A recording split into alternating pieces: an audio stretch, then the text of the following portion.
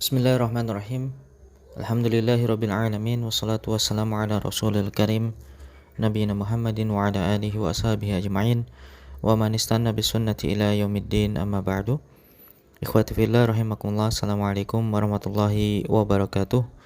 Kita lanjutkan kembali pembahasan surat Al-Baqarah ayat ke-10 di mana Allah Ta'ala berfirman fi qulubihim marad fazadahumullahu marada walahum adzabun alim bima kanu yakdzibun. Di dalam hati mereka ada penyakit, kemudian Allah tambahkan penyakit kepada mereka, dan bagi mereka siksa yang pedih disebabkan kedustaan mereka. Kalimat pertama dalam ayat ini, karena ayat ini terdiri dari 4 kalimat, di mana kalimat pertama adalah fi qulubihim marad, di hati mereka ada penyakit.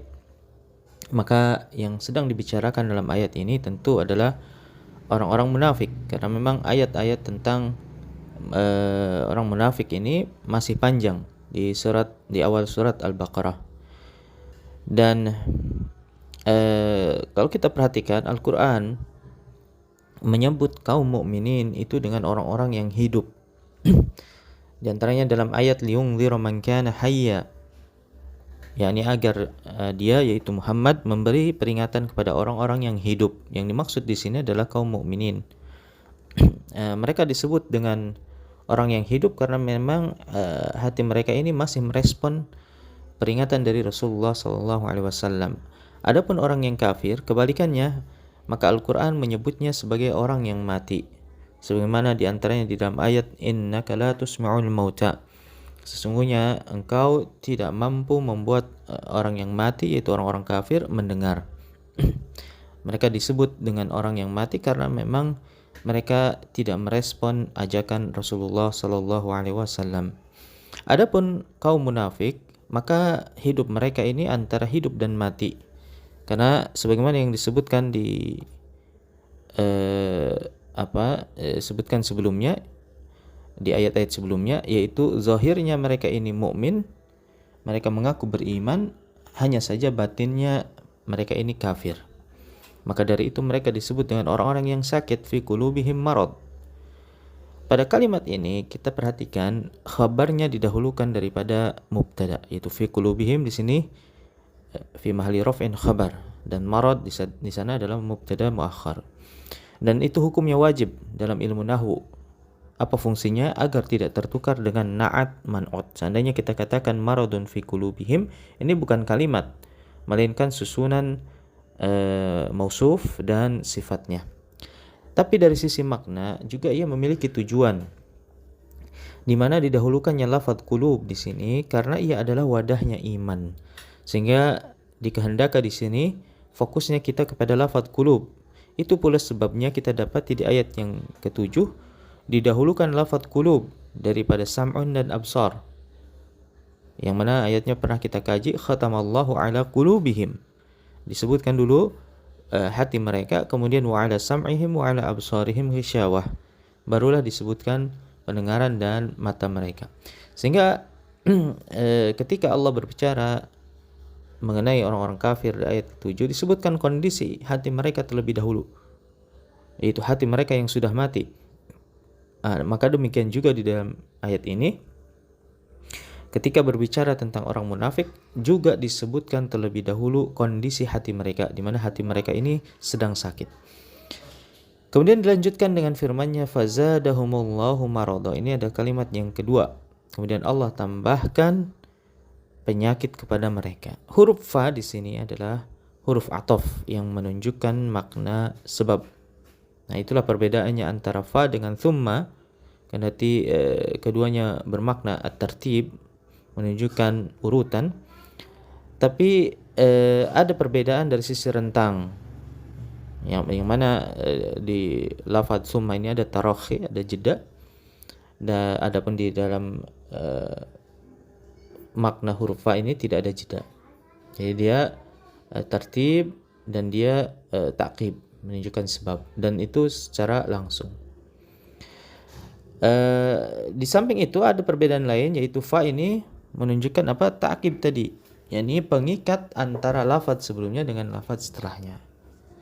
Ya, ada antara lafaz sebelumnya dengan lafaz setelahnya.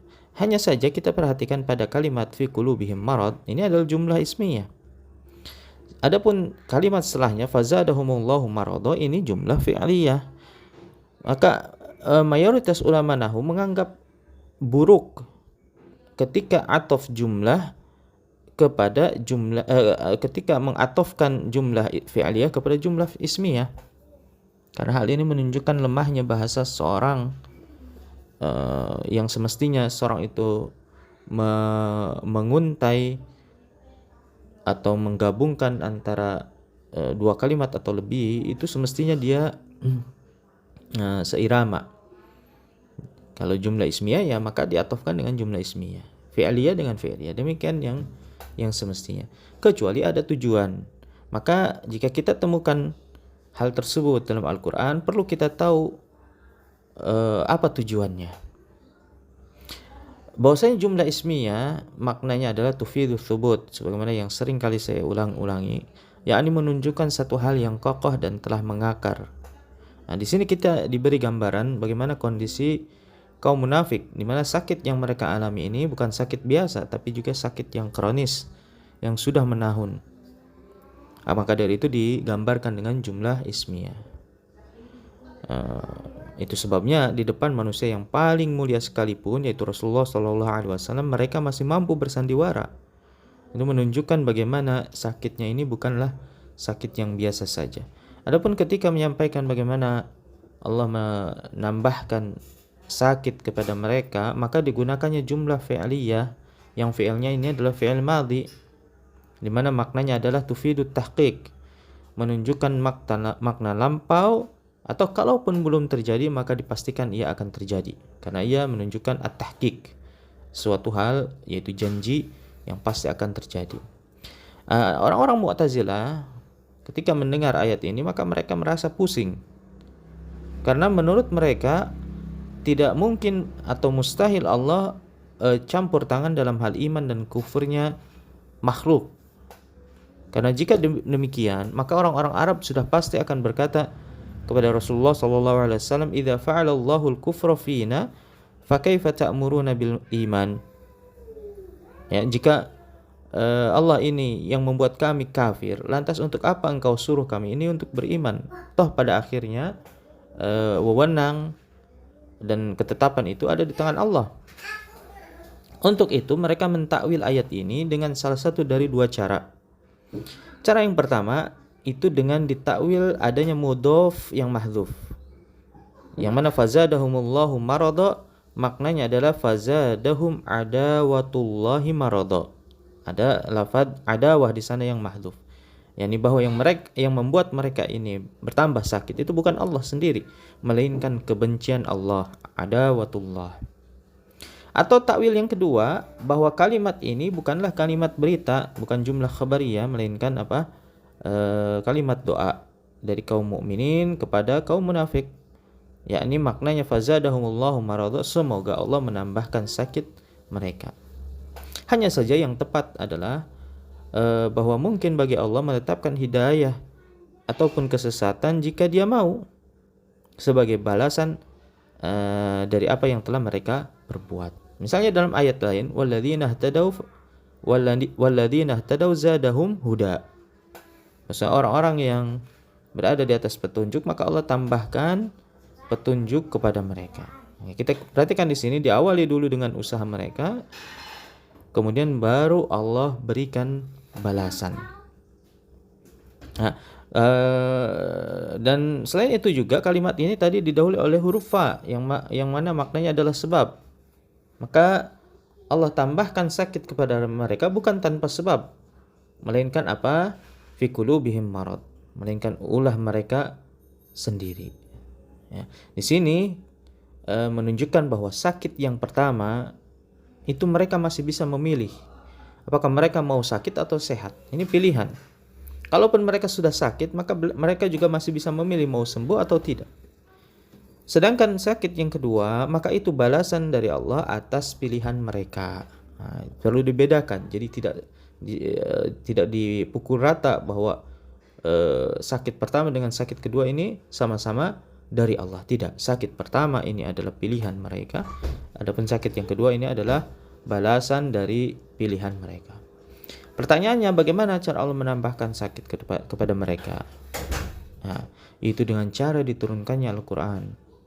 Nah, disebutkan dalam ayat lain, wa idza ma unzilat suratun faminhum may yaqul ayyukum zadathu hadhihi imana.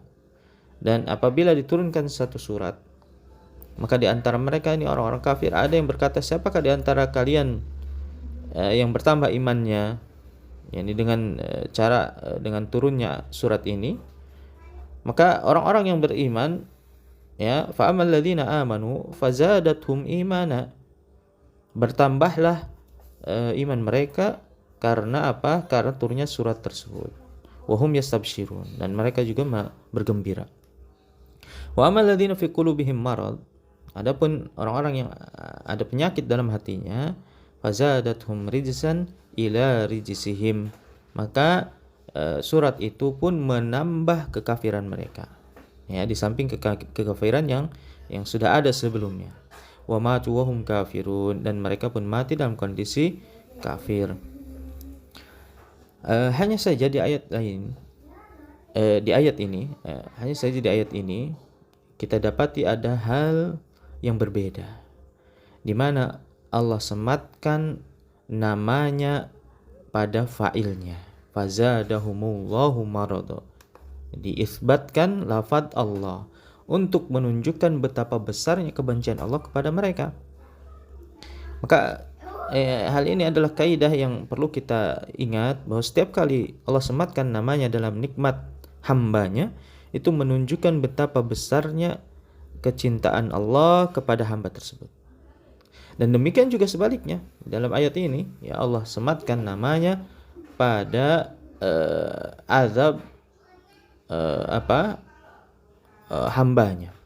Maka kalau itu azab yang besar, ya, yang menunjukkan betapa besarnya kebencian Allah, maka Allah sebutkan juga namanya. Kemudian dari sisi objek, ya, ada hal yang menarik di sini, di mana di kalimat pertama disebutkan bahwa sakitnya itu ada di hati mereka, fi qulubihim marad, menunjukkan bahwa hati adalah wadahnya. Hanya saja mengapa Allah tambahkan sakit itu bukan di hati mereka, melainkan apa? Pada diri mereka. Mungkin logika kita akan berpikir, semestinya redaksi kalimat kedua itu fazadaha marada, fazadahallahu marada, Allah tambahkan sakit pada hati mereka, ya, di mana haknya di sini kembali kepada qulub, supaya apa? Supaya sinkron, ya, begitu menurut akal. Tapi kalau kita perhatikan lagi, tentu di sini ada tujuan mengapa yang ditambahkan sakit itu adalah diri mereka. Hal ini dalam rangka membenarkan ucapan Rasulullah SAW, wa idza fasadat fasadal jusud wa idza fasadat fasadal jasadu kullu. Ketika hati itu sudah rusak, maka rusak pula seluruh tubuhnya.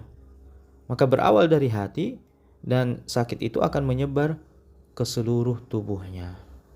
Nah, di mana dia akan berbuat maksiat dengan matanya, dengan lisannya, dengan tangannya, dengan kakinya, dan seterusnya.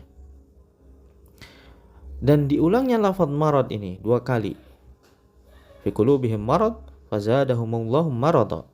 Dan keduanya ini nakirah, mengisyaratkan bahwa sakit yang pertama dan sakit yang kedua ini berbeda. Ini adalah kaidah umum dalam Al-Quran, meskipun terkadang konteks kalimat juga berperan. Misalnya dalam ayat fa inna ma'al usri yusra, inna ma'al usri yusra, sungguhnya bersama kesulitan itu ada kemudahan. Maka kita lihat kemudahan yang kedua ini sudah pasti berbeda dari kemudahan yang pertama, jika tidak ada konteks yang berkata lain, ya. Kenapa? Karena berulangnya isim nakira itu menunjukkan yang pertama berbeda dari yang kedua. Demikian juga dalam ayat ini, bahwasanya sakit yang pertama ini tidak sama dengan sakit yang kedua. Walahum adzabun alim. Kembali lagi kita lihat setelah jumlah ismiyah, kemudian jumlah fi'liyah, kembali lagi kepada jumlah ismiyah untuk menunjukkan thubut, ya, melekat, bahwasanya azab ini melekat dan tidak bisa dipisahkan. Maka bagi orang munafik sepaket azabnya, bagi mereka sepaket. Yang pertama di dunia, yaitu Allah tambahkan sakit mereka, dan yang kedua adalah di akhirat. Bagi mereka azab yang pedih, yang melekat, yang abadi. Bima kanu yaklibun. Nah, inilah sifat sifat lain dari orang munafik. Yakni suka berbohong. Dari mana kita tahu? Dari struktur kalimatnya, bima kanu yakdzibun. Kanu itu adalah fi'il madhi, menunjukkan permulaan bohong mereka. Tapi khabarnya kita lihat menggunakan fi'il mudhari yakdzibun, menunjukkan bahwasanya bohongnya ini belum selesai sampai sekarang, bahkan mendatang. Nah, ini menunjukkan bahwa sifat mereka, sifat orang munafik ini gemar berbohong. Dan di ayat lain juga ada bukti lain. Misalnya dalam ayat wallahu yashhadu innal munafiqina lakadzibun. Allah bersaksi sesungguhnya orang-orang munafik itu pembohong. Ya. Dan yakdzibun itu dekat dengan yukadzibun. Yakdzibun artinya berbohong, yukadzibun artinya mendustakan. Nah, bahkan sebagian qari membacanya demikian.